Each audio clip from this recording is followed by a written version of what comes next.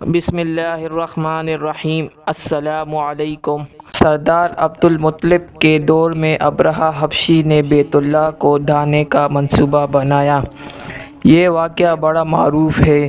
اس کا خلاصہ یہ ہے کہ ابرہہ نجاشی کی طرف سے یمن کا گورنر جنرل تھا۔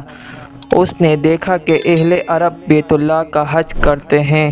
دیکھا دیکھی اس نے بھی صنعاء میں ایک بہت بڑا کلیسا بنوایا۔ اس کی خواہش تھی کہ عرب کے حج کا رخ اسی کی طرف پھر جائے۔ یہ خبر بنو کنانہ کے ایک آدمی کو ہوئی تو اس نے کلیسا میں رفع حاجت کر ڈالی۔ ابرہہ کو سخت غصہ آیا۔ اس نے 60,000 کا لشکر جرار لے کر بیت اللہ پر چڑھائی کر دی۔ اس کے لشکر میں 9 یا 13 ہاتھی تھے، اس لیے ان کو اصحاب فیل کہا گیا۔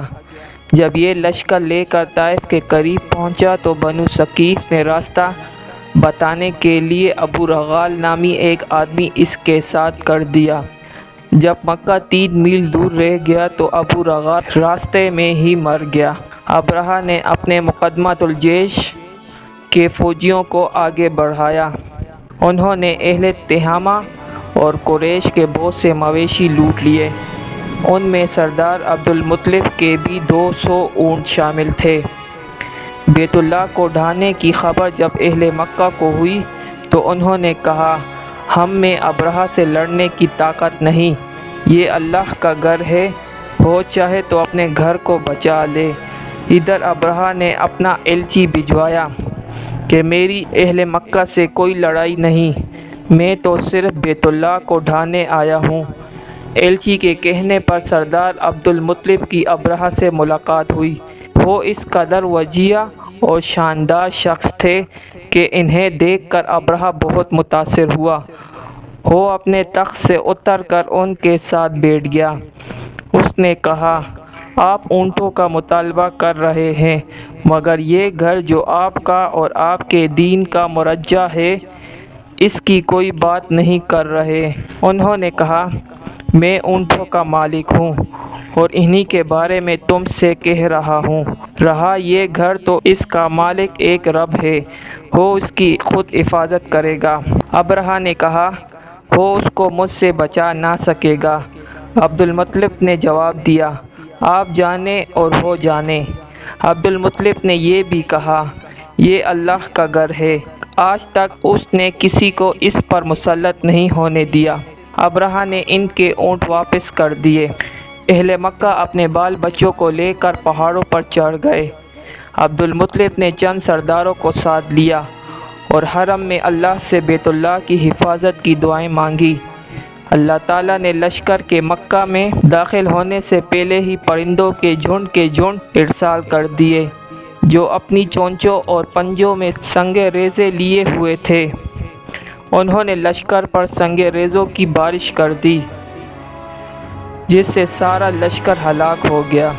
جس سال یہ واقعہ پیش آیا، اہل عرب اسے عام الفیل کہتے ہیں۔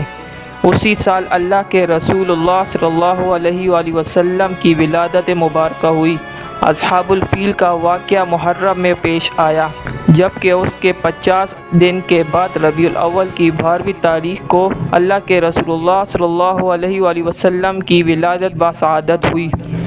بہرحال حضرت عبدالمطلب کے 10 یا 12 بیٹوں میں سے 5 نے اسلام یا کفر یا کسی اور وجہ سے شہرت عام حاصل کی، یعنی ابو لہب، ابو طالب، عبداللہ، حمزہ اور عباس۔ عام طور پر مشہور ہے کہ ابو لہب لوگوں کا دیا ہوا لقب ہے، لیکن یہ بات صحیح نہیں۔ ابن سعد نے طبقات میں تصریح کی ہے کہ یہ لقب خود عبدالمطلب نے دیا تھا۔ اس کی وجہ یہ تھی کہ ابو لہب نہایت حسین و جمیل تھا، اور عرب میں گورے چہرے کو شعلہ آتش کہتے ہیں، فارسی میں آتش رخسار کہا جاتا ہے۔ عبدالمطلب نے منت مانی کہ 10 بیٹوں کو اپنے سامنے جوان دیکھ لیں گے تو ایک کو اللہ کی راہ میں قربان کر دیں گے۔ اللہ نے آرزو پوری کی، وہ بیٹوں کو لے کر کعبہ میں آئے۔ پجاری سے کہا، اس 10 پر قرعہ ڈالو، دیکھو جس کا نام نکلتا ہے۔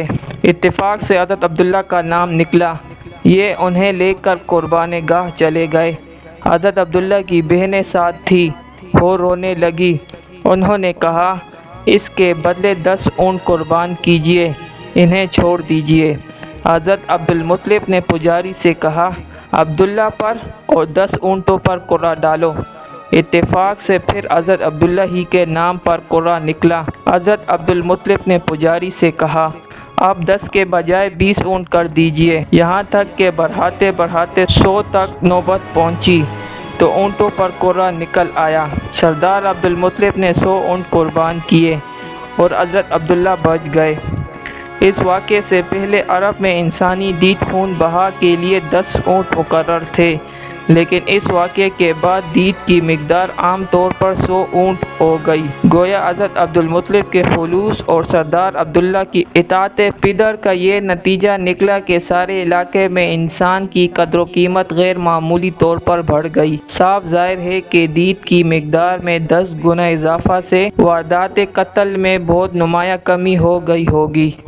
اس طرح یہ واقعہ تمام جزیرہ عرب اور بنی نوع انسان کے لیے خیرات و برکات کا موجب بن گیا۔ بلا شبہ جس گراں قدر سردار کے فرزند کو رحمت للعالمین صلی اللہ علیہ وآلہ وسلم بننا تھا، اس کے آباء کا بھی بنی نوع انسان کے لیے ہی محسن ہونا ضروری تھا۔